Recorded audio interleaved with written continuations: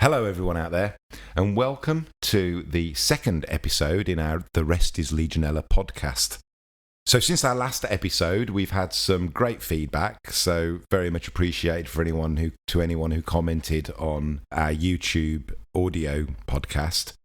And also we had some good feedback about the audio quality, so hopefully this is better than it was the first time round. First of all, we'd like to do some introductions again. So my name's Matt Round. I run a business called Kensington Compliance. I used to work in a laboratory, and in 1998 I moved across into a consultative environment, and that's when I first started learning how to help people who got responsibility for water systems understand what they needed to do to manage and control them effectively and to do the things that they needed to do in order to maintain compliance. So I've been doing that for quite a long time. I also used to do indoor air quality assessments and ventilation assessments. I'm a senior member of the Water Management Society and also a technical member of the Institute of Occupational Safety and Health. And I used to do health and safety audits and disability access audits and fire risk assessments and things like that. So more sort of rounded health and safety experience, but really my forte is Legionella management and control and water systems and so on. So that's me in a nutshell. I'm going to pass over to Duncan, who's going to give you an introduction and tell you what we're going to be talking about in this episode. Yes, thanks, Matt. So it's good to be back for the second episode. You were busy talking. You didn't hear the crowds outside cheer when you announced it. So this is going down well. It really is. So yeah, everyone, I'm Duncan Ravenscroft. Like Matt, I've got my own business, Ravenscroft Environmental Services. I've been in this industry for 21 years as a consultant. My background is similar to Matt's. I worked in a lab.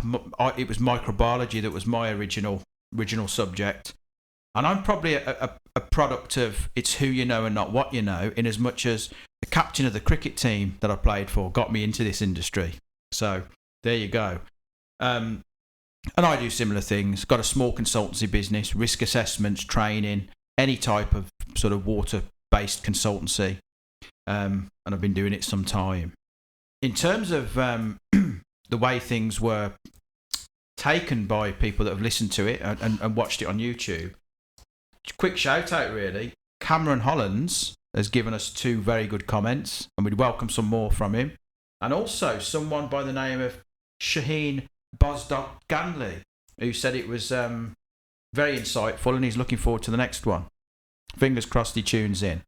So, as Matt's in charge of all technical matters, I'm in charge of rehearsing and preparing some content. So Matt, what we're going to have a look at today, we're going to have a very quick recap of Worthing Health Centre, any updates there. We're going to have a very quick discussion about the ongoing London situation. We're not going to call it an outbreak because one hasn't been called yet. We're then going to have a look at, in the news, Kensington Town Hall. A few problems there, some technical and some philosophical and maybe even legal questions around that.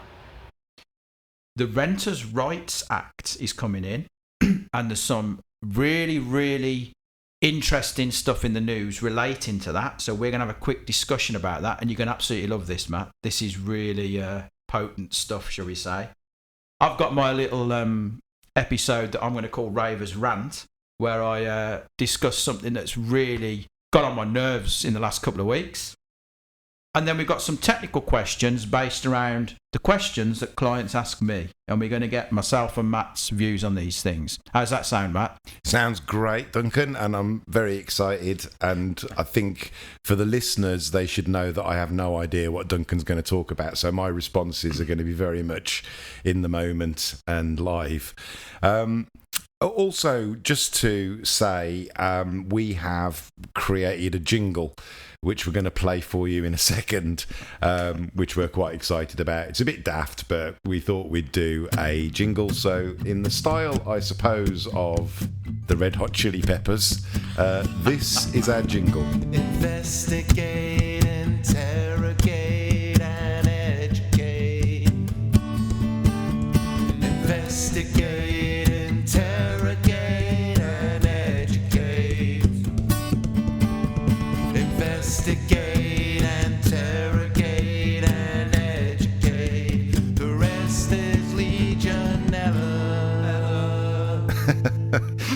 hope you enjoyed that. Absolutely outstanding. So feel free to comment on on what you thought about our new jingle. But anyway, without further ado, let's crack on with some of these things that me and Duncan are going to have a discussion about today. Yes, Matt. So I've been trying to keep tabs on ongoing issues with Worthing Health Centre. Nothing in the press in the last month. I think it's fair to assume it's still closed. The only thing we've been able to dig up is that a couple of urbexers, urban explorers, on Facebook have managed to break in within the last few weeks and have produced a little video. Yeah. Looks very nice, the office space. It looks really good. A very modern interior of the building that we saw. It seems a great shame that it's wasted at the moment. Like I said to you, I was kind of hoping they were going to get into the plant room or go and check the showers out or something. But there you go. Yeah, we were really worried about the circulation in that building, weren't we? So maybe we're not going to condone or suggest people break into buildings. But lads, if you're listening, if you're going to do it again, take a contact probe and let's check the circulation on that secondary return, please. That'd be great, urbexers. Yeah, we'd appreciate that. The next thing, Matt, that I'd got on the agenda is there's this cluster of cases that have been bubbling under the surface in central London. Yeah, now I don't know about this, so I'm very interested to hear what you're going to say. I'm pleased to hear that because it truly is fresh then. So in, let's say, the last month, 6 weeks, there are roughly 17 cases of Legionnaire's disease. The press, they don't know, they've not got a source. So it's not an outbreak as it stands officially. The cases have been presented as being both south and north of the river. Now, London's a big old place. That can mean anything on it. It can do. There's a lot of tall buildings with a lot of cooling towers sitting on top of them. So we don't know, is this literally the banks of the river, or are we talking about there are cases in Highgate and cases in Croydon? Yeah. I'm being silly there. I'd assume there's not, but we don't know. These technically are what they normally call clusters. It's a cluster, yeah. So in order to become an outbreak, then it has to be 2 or more people that have been confirmed as contracting Legionnaire's disease within a certain locale within a 6 months period. And that kind of location, that radius, if you like, of people contracting Legionnaire's disease is normally based around the density of population in that area. In a much more rural area where it's much less dense population, then normally it's a larger circumference, I believe. So I would have expected that to have been recognised as an outbreak already, even though they haven't got a confirmed source. Yeah, it is, in the common use of the word, an outbreak. I think it's the legal term of the word. It isn't. If we look at the definition, Matt, which obviously you've just said, there's 4 parts. 2 or more cases, deal, we've got them. Small time frame, deal. Where there is believed to be a common source of infection, that's probably what they're lacking, with or without microbiological evidence. So they probably haven't got the microbiology either. We don't know this as a fact. So we have to wait and see what we think about this. What's your first thoughts? Immediately we think cooling towers, don't we? Yeah, I think so. How many cases did you say there have been? I think there's 17 at the moment. And without knowing the sort of demographic of the people and also, their day-to-day lives and what sort of water systems they're exposed to, it's obviously difficult to comment on at this stage. But just the fact that there are 17 cases within a sort of prescribed area, then that would indicate a more widespread infection. So we just got to keep our eyes on this one, really, and see how it develops, or if it develops. There was, again, this has just popped into my mind, and I'm working from memory. There were a cluster in Tamworth 7 or 8 years ago, and it was over about a 6-month period. There were about 6 or 7 cases, and they suspected cooling tower, but they couldn't find a common cause, if you'd like. They couldn't find a connection. I don't think that ever got resolved. I think it's interesting because there's a lot of cases that have occurred over the years where they can't categorically determine what the source of infection was. So they are very much unknown sources of infection. And if we go back to the first recognised outbreak in the UK, which was 1978 in Corby. Was it Corby? Yeah, the very first recognised outbreak in the UK was a year after Legionella was first identified and named. And in 1978, because we were armed with that information, when people went down with what seemed like a very clear pneumonia illness in the Corby area, because we knew what had happened in Philadelphia in 1976 and subsequently the identification of Legionella pneumophila in 1977, then we were able to identify that it was actually Legionnaire's disease, and that was our first recognised outbreak. Jumping in, Matt. Sorry. No. I was on a ramble. That was really good, and I didn't know about Corby. I'd got it in my head that the original one was Kingston Hospital. So Kingston was 1980. That was our first hospital outbreak. But yeah, it was Corby that was our first recognised outbreak in the UK. So I've always thought it was Kingston because I think that's where our stats begin. I think. Yeah. But it's a long time ago. No, you're absolutely right. I mean, the Health Protection Agency, the HPA, who no longer exist as a government agency, they started collecting data on UK cases of Legionnaire's disease in 1980. God, yeah. Okay. So all the records used to go back to then. So it's going back to stats. I've got a stat that you've brought to mind that I think is quite interesting in this case. Yeah. When we talk about clusters that never get announced as outbreaks and they never get resolved, this was a Public Health England slide from best part of 10 years ago. It was 2017, 2018. And they produced this slide and it showed from 1980 a breakdown of what type of systems had caused all of our registered cases. Have you seen that one? What I've seen is a pie chart that demonstrates that. And I use it in my training actually because... You're copying me, aren't you? Sorry? Are you copying me? You're probably copying me because I think that training was originally... I see... So the training that I do from a company that I used to work at, I've adapted it. And when I go and see other training courses, I see a lot of slides that are very familiar. So I don't know what the original source was. We need the origin story because I bet mine's very similar. I'm sure it is. And there's probably two interesting things that I talk about, and I won't go into detail because it might impact on what you wanted to say. That's okay, Matt. But I'm going to say it anyway. One of them is the percentage of non-confirmed cases. Non-confirmed, 45%. Sorry, Duncan. No. That's exactly what I was going to say, Matt. You've been reading my training materials. I do apologise. I'm kidding. Yeah, it's interesting. We see a constant bubbling away of small domestic outbreaks, don't we? It's happening all the time. Cooling tower outbreaks much more rare. Yeah, I think. But the numbers are big. Yeah, and I think domestically they tend not to become outbreaks. It tends to be one person who gets infected and then they go and sort the system out. Cooling towers have the potential to infect a lot of people before anybody knows what's going on. Great stuff. So we're going to monitor that closely, and hopefully this time next month we'll have something more to say. Cool. Moving on. Lovely. You're going to love this one. Okay. I'm just going to read the headline. You can change the first word to any region of the nation because there's lots of this. Are you ready? Strap yourself in, Matt. I'm ready. This is big. I'm strapped in. Cornish landlords face £20,000 fines over hidden bathroom danger. Okay. So, appearing very soon. Spiders. Is it spiders? Spiders. Yeah, that's right. So, I'm not even sure if this is more of a marketing campaign than it is news. But the Renters' Right Act will soon become law.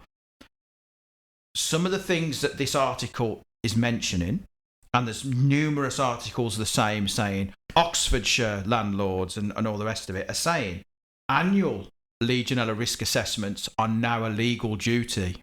£20,000 fine and a possible prison sentence for a landlord. What do you make of this, Matt? I think that residential landlords often don't understand what their duties are. So once they have a property that so if they have a house and they move house and they decide that they're not going to sell their existing house, they're going to rent it out, then they become that legal entity of a landlord, and they have a legal duty of care to any renters or occupants of that property. And that extends to the water systems. And I think that's often overlooked. So they normally have things like, gas stuff sorted and electricity, and, they have the right certification and so on. But very few landlords do Legionella risk assessments. Very true. And in my area, it's certainly, which is Birmingham, it's certainly become a lot more prevalent that landlords are actually recognising the requirement to do that. Normally because they're through an agency and the agency tells them.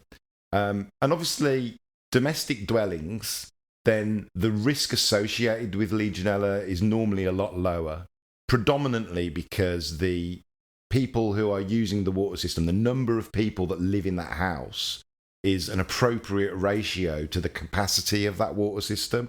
Also, a lot of properties have got gas combi boilers and things like that. Yeah, so like as a real basic concept, small family in a small house, just by the time they've showered, they've turned the whole water system over. Yeah. So it's now fresh water for the rest of the day. Yeah. So turnover is massive. Yeah.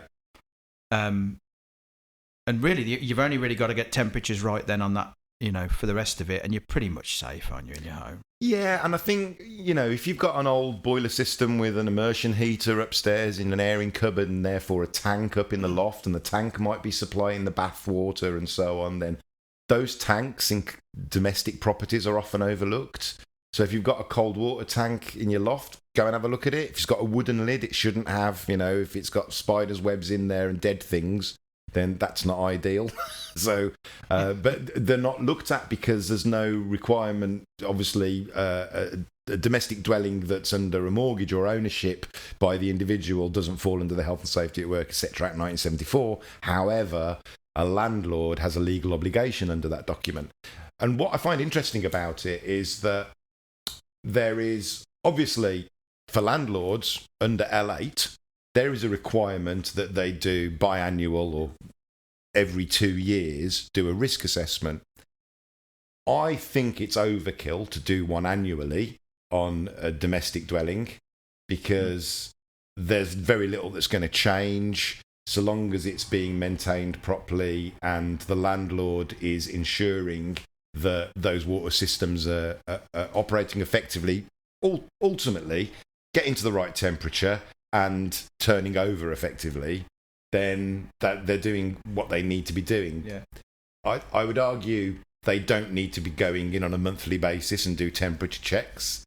They don't need to descale the shower heads, but they should tell their occupants, they should have an agreement with the occupants that they descale their shower heads either quarterly or as and when they feel it's required. I think they need to advise the residents, really. Yeah. You wouldn't want to be told, Matt, go home and clean your shower head. Yeah, no. Your home's your castle.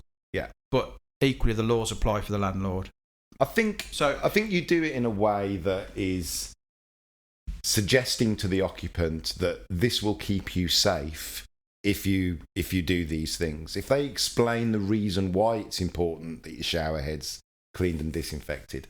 So there's a few things spring to mind to me that it's worth us mentioning. One of them is Legionnaire's disease is notifiable by a doctor. So doctor diagnoses a case, they've got to notify the local authority. The doctor's got a list of questions that they need to, if they can, get the answers to in terms of exposure 10 days prior to the onset of symptoms. And the first question is, has the patient been exposed to a shower except their shower at home? Mm. So there's something straight away. But I think that's purely because it doesn't fall under the Health and Safety at Work, etc. Yeah. Therefore, there's no culpability. Yeah. But also, I think it's the recognition that the difference between a shower at home and a shower at, say, a large gym with a big capacity water system that might not be managed properly, or a shower in a working environment in a big factory where there's a high capacity water system that might not be managed properly. is quite significant. The Health Protection Agency and the Building Research Establishment did an investigation some years ago where they looked at single cases of Legionnaire's disease to determine what the suspected sources were. And in their investigation, they took into account the residential property of the person who contracted Legionnaire's disease, stating that the risk factors for a residential property or a domestic property are very much the same as that of large commercial properties. And that's true, the risk factors are the same, but actually the inherent risk you would expect would always be lower in a domestic dwelling than for a larger commercial property for those reasons. Yeah. Spot on. The other thing really that needs picking apart, and I honestly don't know if all these press releases I'm seeing are just marketing ads or if it's genuinely the press. What's the actual reason for that press release? Does it go on to say, so you need to install this in your water system to manage it? Or is it just you need to have annual risk assessments, as you said? To be honest, I've not read the whole thing, mainly because it gets my back up straight away. Yeah, I mean, if they're a company that are... Well, the website's called Cornish Stuff. Right. And I suspect the Oxfordshire one might be called Oxford Stuff. Maybe, I don't know. So, well, I think what's important to clarify there, though, is that you don't need annual risk assessments of domestic properties. No, agreed. And what concerns me, because this is stating it's now going to be a legal duty, right? I'd be amazed. Yeah, but where can that come from? So you said it was the Renters Act? Renters' Rights Act. Are we seriously saying Parliament have talked about Legionnaire's disease and renting? And so it's already covered. Have you seen any kind of draft of this document? No. If I'm honest with you, it's an interesting story. I ain't got the will to read it. the Renters Act, I mean. Uh-huh. Do you see what I mean? Yeah, if I find it, I might be interested in having a flick through. So, but what interests me about this, and I do think this is probably marketing, now a legal duty to have an annual Legionella risk assessment. Well, that's fine. And if you're saying landlords may face prison, that's fine. And if they're saying landlords might find themselves in court, well, I hope those one-page risk assessments find themselves in court as well. Because we've got a British standard that tells us what we're meant to do. And a drive-by risk assessment, because you weren't allowed in, I don't mean to shock anyone. Don't stand up, does it? No. So it'll be an interesting factor. Look at the water system. It's been an interesting thing. I wonder if the impetus behind it is to make landlords aware so that they do actually start doing something. So the main issue really is that most landlords are just, normal people who run a business, but they don't have that many people involved in the business. So if they've got less than 5, they won't have written risk assessments. They won't have significant health and safety representation, and they won't understand what their duties are.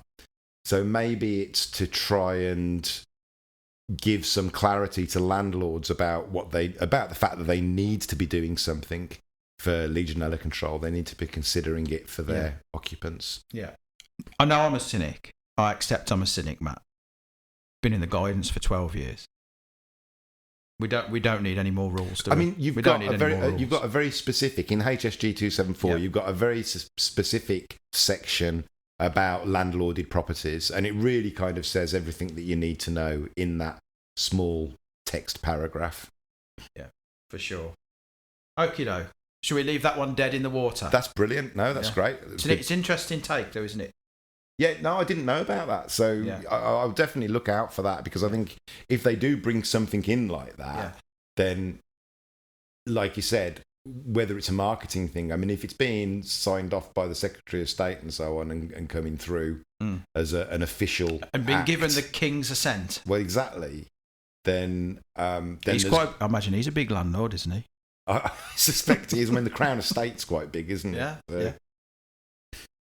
Yeah. So that's an interesting thing. I don't think it can be true. I don't think the legislation will actually say that. And the reason I don't think it is because you've got to have a risk assessment in a 1-bedroom flat every year. You've got to risk assess the cooling towers at a massive Isle of Dogs building based on a significant change. Yeah. It's not going to pass. It's not, that just doesn't work, does it? Interestingly enough, we're going to be on this all day now. BS 8580. Yeah. It talks about the frequencies by which we may reassess. So risk assessor goes back out, does the job again. And it says, for well-managed domestic systems, a reassessment frequency of between 2 to 5 years is probably appropriate. Mm-hmm. A well-managed domestic system. So we're not going back into someone's house once a year, are we? No, we shouldn't be. Definitely no. not. Okay. Right, let's move on. Let's move on, Matt, because we're getting aerated now, aren't we? So, Is that your rant? No, that's not. No, but it could easily have turned into one. I'm trying to save the rant for because I only get one go. So, moving on, the next item on the agenda, Kensington Town Hall. We're not attacking the Southerners again, but this is it's a good example of things going wrong. And it raises some ethical and sort of philosophical issues and possibly legal issues. So it's quite a large article. I'm going to give you the timeline.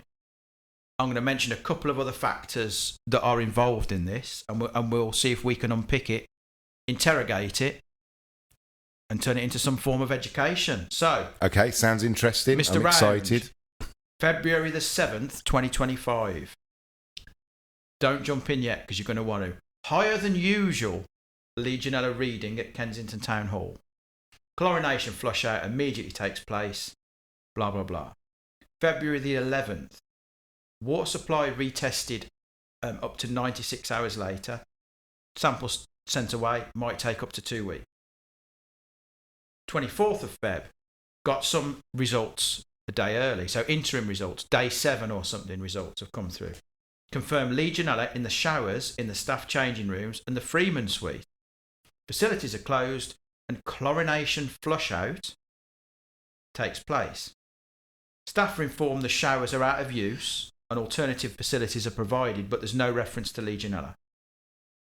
Flush out, that's the disinfection, delayed for the Jack Peachy Awards. The next day, once Jack and his peaches have left, internal council emails show Dan Hawthorne, the chief exec of Housing and Social Investment, saying a morning bulletin should go out the following day to the staff describing the situation with the showers, but he says perhaps we should say we're doing some work on the water system and not mention Legionella. Okay? March 25, showers are still out of action. Sources claim staff showers were being used as early as March. They also noted they were being used as there was water on the floor. And the council responds by adding additional security measures. June 2025, Legionella is still present, but it appears the all clear is finally given to areas tested at some point during the month. I'm not going to read the rest of the article because it's quite a big article, Matt. But other things noted. I don't know if you've ever seen Kensington Town Hall. It's a big, it's beautiful, sort of brutalist building, but it's red brick. It looks class. It's quite old. And the article says it's known that there's considerable corrosion in the system, and they know at some point pipework replacement's required. So it may even be a listed building. So massive work needed, which they know.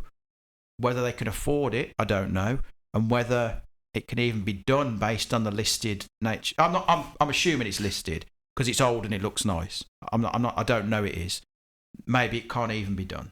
So where do we start with this one? Well, I think the first thing for me is higher than usual.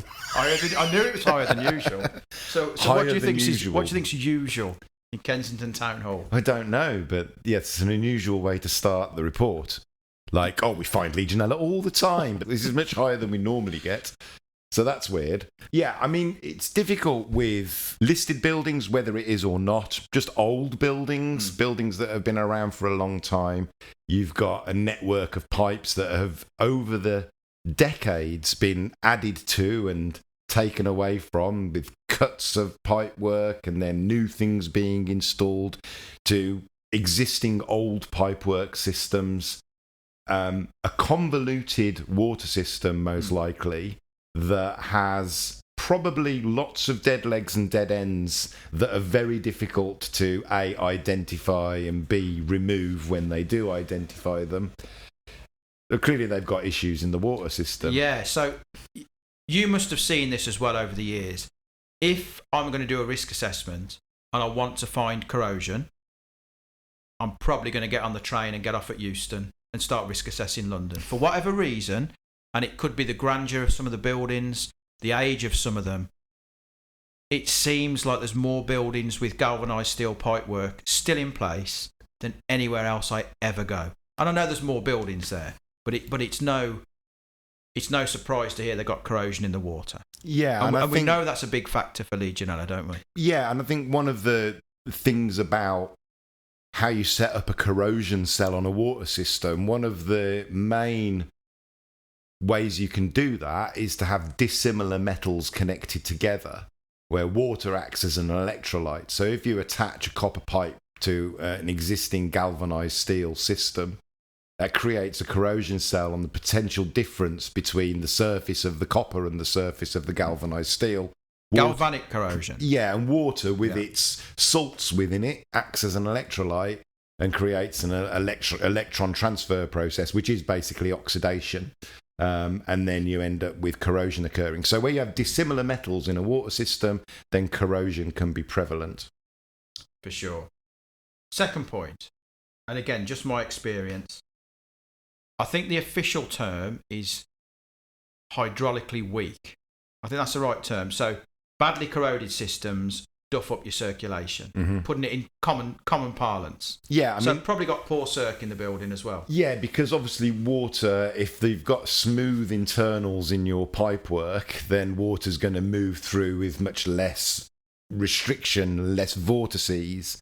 So when you've got corrosion and a much more uneven internal surface as a result of the corrosion, then water won't flow through as comfortably. But I think also it's important to note that corrosion itself provides a harbour for bacteria, so can result in an increased rate of growth within environments where there's corrosion. Iron oxide, if it's given off, acts as a nutrient source for Legionella bacteria. Yeah, so biofilm formation in the deposits, lack of chemical penetration. We mentioned straight off the bat, higher than usual, and a chlorine flush out. There's a downside as well to pumping a load of chlorine into a corroded system. Because it corrodes water systems. Yeah. So we've got problems there. Something else, Matt, and this is me being the geek now, that I've picked up the last couple of years. There are studies that have showed, or they've theorised, maybe I should say, that Legionella that's had a ferrous iron, I think it's Fe2+, I think, in its diet, shall we say, are more likely to make you sick. It's to do with an enzyme. This is what I do when I can't sleep. So our macrophages swallow them. That's part of the immune system. Yeah. And normally they digest them. But if they've had this iron source in their diet, they can produce a secretion that basically puts them in a bubble and protects them and allows them to grow. So this is interesting because I talk about single-celled organisms and macrophages. So there's an organism within us called alveoli macrophages, which is part of our immune system. And then there's single-celled organisms in water systems.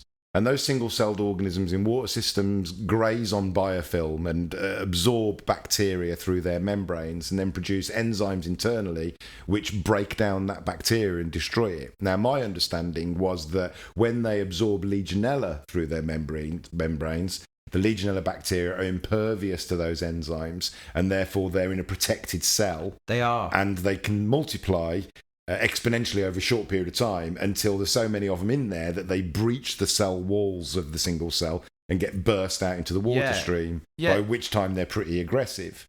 Now, that mechanism, the secretion creates what they call a Legionella containing vacuole. So like a bubble within the macrophage where it sits happily warm, it's got its nutrients, it's wet.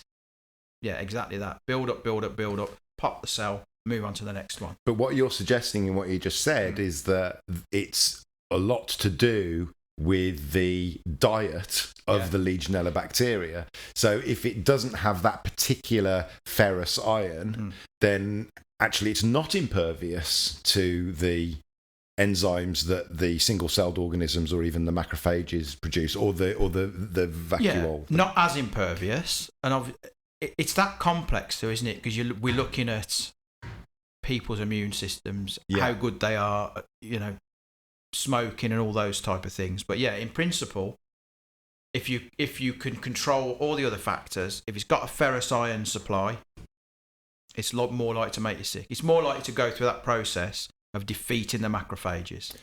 Can it get and I don't know the answer to this, can it get a ferrous iron supply from our blood? Interesting. The reason I ask is because obviously the alveoli are the terminating part of our lungs, and it's a very sensitive area where a lot of chest infections happen, mesothelioma and other various sort of chest infections, or respiratory infections, I should say. And it's a very sort of intricate mesh of ventricles that fundamentally is the point at which the air that we breathe transfers oxygen into our bloodstream. So I'm wondering if there's a way that Legionella bacteria, once they're in that area, whether they're exposed to blood and therefore can get a diet of this particular ferrous iron. This is all associated with the ferrous in some respects. So they've got channels. I'm probably going to pronounce this wrong. It's something like FOB or something like that.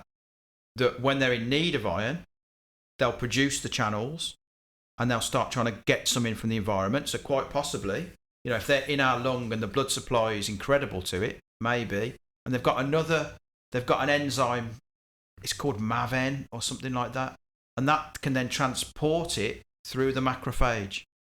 So quite possibly. I don't know the answer, but yeah, I'd say possible. Fascinating stuff. I mean, I don't know. The other thing, Matt, that sorry for jumping in like that might mean you're right, and we've got no proof of that, is that the toxins, the metabolic waste products, get into the bloodstream through that route. So it could well be a two-way street, yeah? Yeah, that's a really interesting point. I never knew we'd get this deep. No. I don't know. I mean, the thing is that the kind of the microbiological stage of it and the what happens once it gets into the human body, my knowledge really is sort of quite limited on that. Yeah. So it's interesting to have those kind of discussions. Yeah, these are things that you pick up on once upon a time. A study or something will come your way, and it's well worth looking at. Going back to Kensington, so we've established we know why corrosion's bad. We know it probably duffs up your circulation. We know why disinfections clearly haven't worked over the years. They probably knock the numbers back to what they usually are, and then they bump back up. But the good news is Kensington Council, if that's the right term, took the showers out of use. No aerosol. We're fairly safe. The question that this raises, I would argue that the showers are one thing, but if you've got Legionella in the water system and it can get out of other avenues, showers aren't the be all and end all of control. No. So if you've got normal taps and wash hand basins, you can still get an aerosol generated from that enough for somebody to be able to contract Legionella disease, and it's happened. It does happen, but it's much less frequent, and that's why anything that generates a significant aerosol is recognised as a higher risk part of the system. Yeah, definitely. And I'm guessing in terms of their overall their internal assessment, they're saying we've got a building full of working age adults. We take the showers out and we're going to crack on as normal. Haven't they got a duty to the people who might be exposed Yeah. to be upfront about the reason why they're isolating those showers. Well, it's a good question, Matt, and it's almost like I've paid you to ask that, because I've got two hypothetical thoughts in my head, and I wanted to run them past you because I don't know where I stand on this. Firstly, and I'm sure it's Section 7 of the Health and Safety at Work Act, you're asked to do something by your employer for health and safety, you've got to do it. I think that's true. I haven't got a encyclopedic knowledge, but I think that's true. But then I'm thinking about when I'm doing responsible person training, and I think about the things it says about the duty holder in the ACOP, which is really the document we should know. I've just pulled this up so I've got the right words. Duty holder, so that's probably chief exec of the council, I'd suggest. Yeah? I agree. Good. I should also ensure that all employees involved in work that may expose an employee or other person to Legionella are given suitable and sufficient information, instruction and training. Forget training in this case because we're talking office workers, but that kind of says they've got to give them sufficient information and instruction. Information being buildings colonised, instruction, Don't do use the not showers. use the showers. That's what I would expect. Yeah. That's what I understand to be the case, that you're supposed to, clearly, Yeah. with no ambiguity, inform the occupiers as to why you are restricting access to the showers. Yeah, it's a good point. I think there is another, it's an act or a regulation, I can't remember which one it is. It may be to do with trade unions. And I'm sure that speaks about sharing the major findings of risk assessments with employees, Yeah. which I'm guessing they haven't done in this case, other than the fact the employees know the water's orange. So there's a few interesting quirks there, really, aren't there? Yeah. It's good. Yeah, it's an interesting story. Sorry to pick on Kensington, but it's a good one. It really is a good one. So, little question, Matt. Yes. This is a question that I've had recently off a client. I'm not going to name said client. I doubt she's listening, but if she is listening, it's have you got her on LinkedIn? No, I don't think so. Or tag her in somewhere. Just email her the link. No, I'm not going to do that. But you don't want her to be listening in. No, I don't mind. I don't mind at all. I just wouldn't want to think I'm picking on her because I'm not. Because it's a very good question. But she doesn't. You're not naming her. I'm not naming her. No. So I think she'd probably be. Stop tying me up in knots. So it's a good question that I've answered for her, but it's an interesting one because loads and loads of prosecutions from the HSE have stated this as a problem in the way monitoring is done. And what was asked was a head teacher. This is okay, an unnamed head teacher, and what she asked me was, in the logbook when we're doing the monitoring, it's a bit confusing. Could you give me a breakdown of what temperatures we should expect from all the outlets? And I've said, no, I can't do that because I don't want to confuse the matter. We're only interested in less than 20 degrees and more than 50 degrees. Absolutely. Okay. So you know what she's asked me there, She's asked for a distribution map. Yes. Which is crazy. Yeah. And impossible. Because conditions change. So you're never going to have a static expectation from one outlet near a cylinder to one outlet far away from I've misled you here. Okay. Good point, but that wasn't what she was asking. Okay. What she was asking was, we've got a thermostatic tap in this room. What should come out the tap? We've got kids' toilets which are blended. What can we expect out of them? Because all the temperatures aren't the same. We can't just get 50. So and this is a real common thing that I get from clients all the time, particularly in buildings where a lot of the water is blended. And it's getting that understanding across that when you're taking your temperatures, it's pre-TMV. Yeah. We're not interested in the tap. Yeah, we're just in the system. I see this quite a lot. So I go and do like large commercial office buildings, and they've got a managing agent who's employed a contractor to come in and do their monitoring and maintenance for them, and I look through the logbook, everything's blended in that building. Everything's got thermostatic mixing valves prior to the tap, and all they're recording is the outlet temperatures. And I'm like, you're just recording 40 odd degrees. That's not giving you evidence of satisfactory hot water distribution around your system. The most annoying thing about this is these are often companies who should know better. These are people who are providing a very specific service to their client to help them with their compliance. And the client should know what they should be expecting. And this is often another problem, is that the clients don't have enough oversight over those contractors. They just get the contractor in and then just accept that contractor's doing everything they're supposed to be doing to maintain their compliance. And I have to stress quite regularly to those who've got the legal responsibility that it's important that you're overseeing that process and you understand what your contractor's doing for you. But yeah, it's a big issue, and I come across it all the time. Matt, I know I haven't invented this term, but I'm forever calling it tail wagging the dog. Yeah. So I'm not saying it's on purpose, but it's certainly convenient. Service provider doesn't provide training for the responsible person, and they probably shouldn't. But it's convenient that the client, the responsible person in this case, thinks they've delegated the responsibility, and so they don't need to look at it because they're professionals. And actually, a lot of the time nothing happens, but when it does happen, people get a big surprise. Yeah. Training in that case is so important. Yeah, and I find it interesting when I go and do site visits and the responsible person isn't interested in meeting me. Yeah. Because they just don't give it any credence. They don't consider it an issue. They've got a contractor coming in and doing what they're supposed to be doing. You can get those records online if you want, and are you going to be there? No, I've got something else going on. I can't make it. And that's, fine.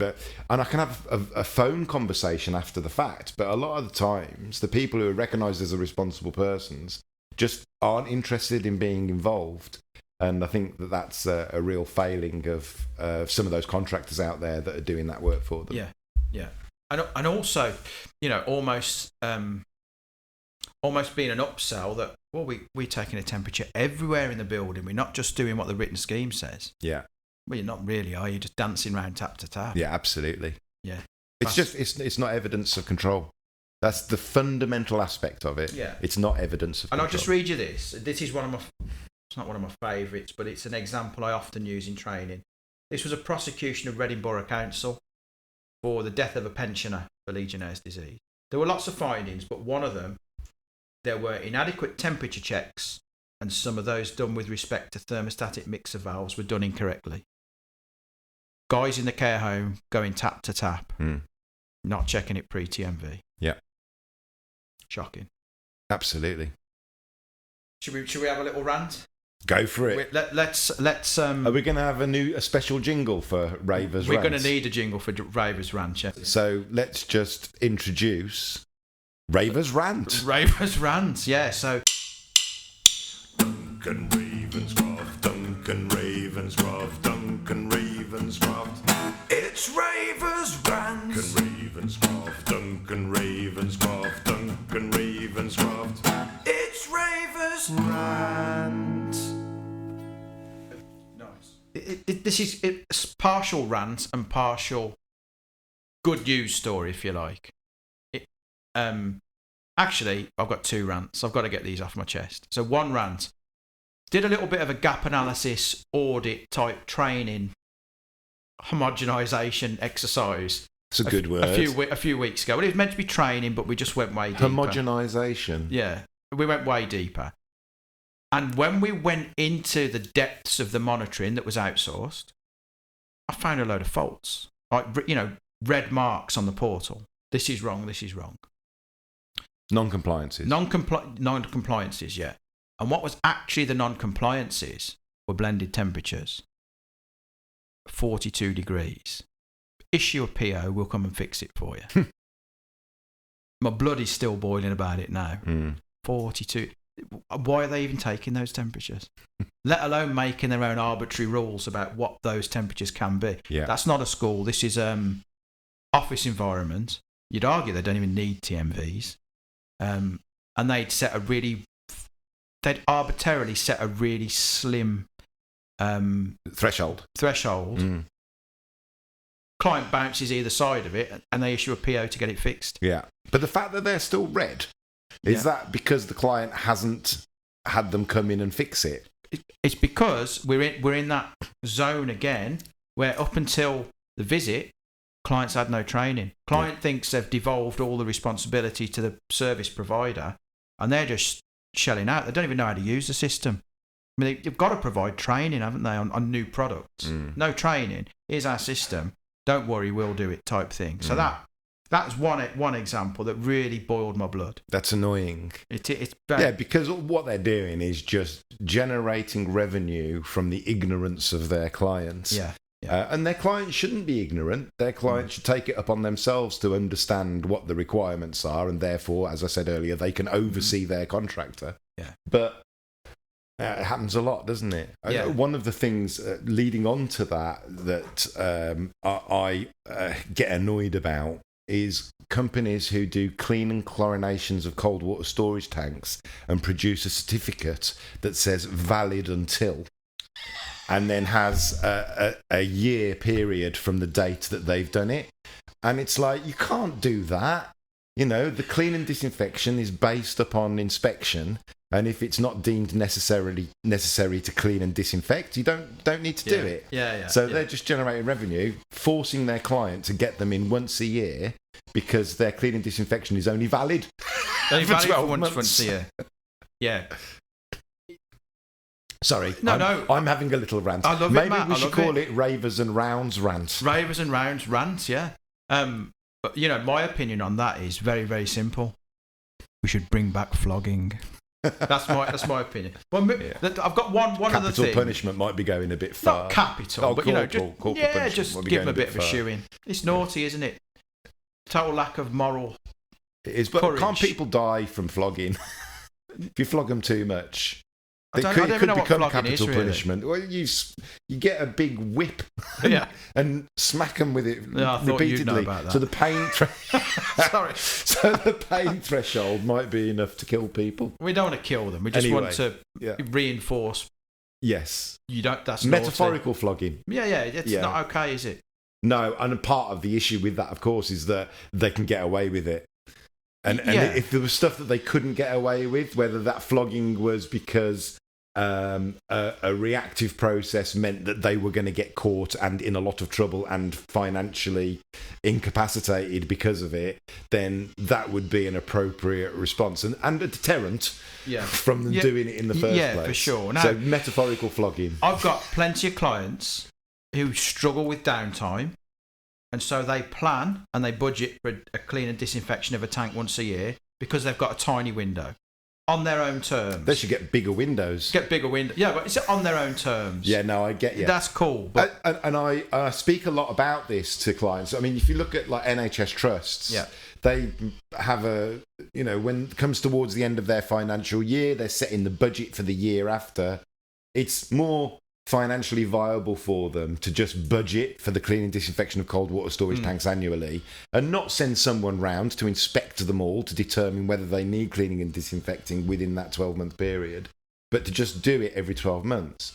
And all I say to them is just, are you aware that the requirement is just to inspect them and clean them? And most of the time they are aware of that. But I think it's important to reinforce that because there's a lot of companies out there that suggest that there's a requirement to clean and disinfect tanks annually, and there isn't. I think all that's left to be said, Matt, is it's good night from me. And it's good night from him. And it's good night from him. Thanks for listening. Hope you come back. And you might have noticed we've left the Epstein files out. You're going to have to come back for episode 3 for that. Well, to be fair, we haven't left them out. We've run out of time.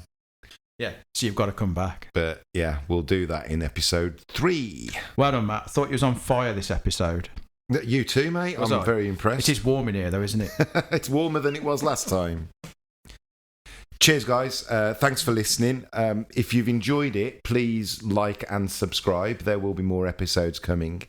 And we look forward to bringing you more content in the future. And don't forget that very exciting piece on the Epstein files to draw you back in. And if you do have any questions or anything you'd like covered, get in touch with Matt because he reads the comments. Yeah, I think if you just comment on there, both of us will see it. So until next time. Auf Wiedersehen. Au revoir.